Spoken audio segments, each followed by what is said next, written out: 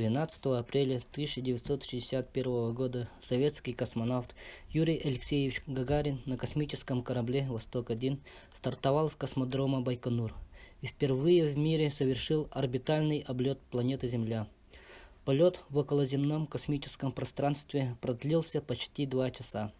В Советском Союзе праздник установлен указом Президиума Верховного Совета СССР от 9 апреля 1962 года. Отмечается под названием День космонавтики. Этот праздник установлен по предложению второго летчика-космонавта СССР Германа Титова, который обратился в ЦК КПСС с соответствующим предложением 26 марта 1962 года.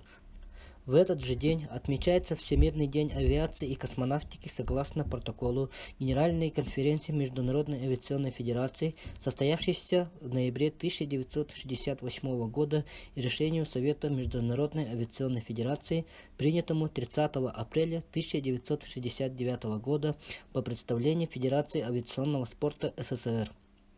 В этом году День космонавтики отмечается в 60-й раз. Значение праздника – почтить памятную дату – первый полет человека в космос, который состоялся 12 апреля 1961 года.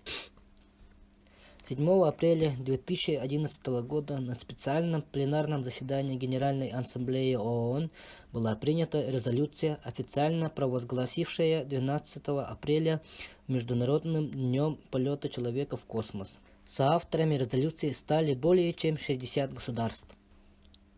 В 2000 году первый президент Республики Саха-Якутия Михаил Ефимович Николаев приехал в город Гагарина по вопросам строительства горнильного завода. Конечно же, прежде всего он посетил дом-музей Гагарина, затем с сопровождающими его лицами выехал в деревню Клушенко, чтобы посетить могилу матери знаменитого космонавта. Он был поражен тем, что могила была более чем скромной, и принял решение установить памятник Анне Тимофеевне Гагариной. Не откладывая дело в долгий ящик, он вызвал из Якутска скульптора Эдуарда Пахомова и предложил ему поработать над достойным увековечиванием матери. На следующий год уже был торжественно открыт памятник Анне Тимофеевне, прекрасное произведение монументальной скульптуры, покоряющее достоверностью образа, лаконичностью форм и глубиной психологического содержания. Автор проекта памятника Эдуард Иннокентьевич Пахомов, уроженец села Вилючан Сунтарского Луса, лауреат Государственной премии Республики Саха-Якутия имени Платона Алексеевича Аюнского, заслуженный деятель искусств Республики Саха-Якутия, член Союза художников России. В этом году ему исполнилось бы 70 лет. Анна Тимофеевна Гагарина родилась 20 декабря 1903 года в деревне Шахматово Гжатского уезда в большой многодетной семье.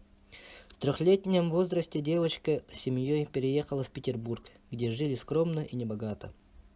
Родители отдали дочь в Путиловское училище. Здесь она освоила азы чистописания, русского языка, естествознания и закона Божьего, правил хорошего тона, домоводства, шитья и вязания. На этом образование закончилось из-за нехватки средств, но это не помешало Анне Тимофеевне пронести любовь к книгам и тягу к знаниям через всю жизнь, привить ее своим детям. В ноябре 1923 года Анна Тимофеевна вышла замуж за Алексея Гагарина, сына крестьянина, бедняка из села Клушино, недалеко от города Гжатск Смоленской области. Она работала в поле, в теплице, дояркой, заведующей свинофермой, пряла, ткала, одевала семью. Пережив тяжелые годы фашистской оккупации, семья Гагариных в 1946 году переехала в город Гжатск. Самым главным принципом в семье всегда оставалось трудовое воспитание детей. Юрий Гагарин часто повторял: «Очень я люблю свою маму, и всем, чего достиг, обязан ей». В памятнике, посвященном матери первого космонавта Земли, взяты за основу простота, лаконичность форм и глубина психологического содержания.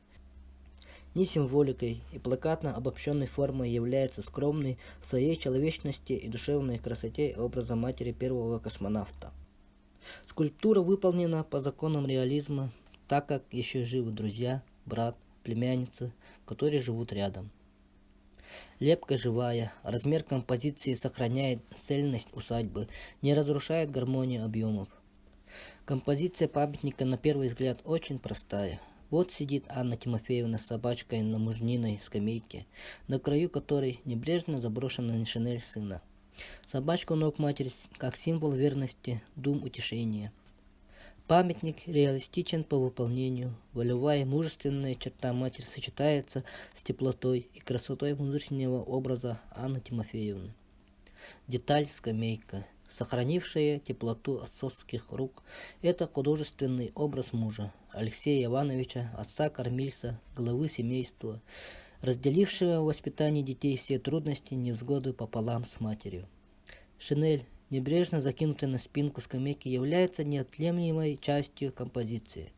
Юрий Гагарин где-то рядом, с нами, как его подвиг, как и его дела. Деталь еще глубже раскрывает образ матери, воспитавшей, потом потерявшей не только одного сына. Это судьба многих матерей России.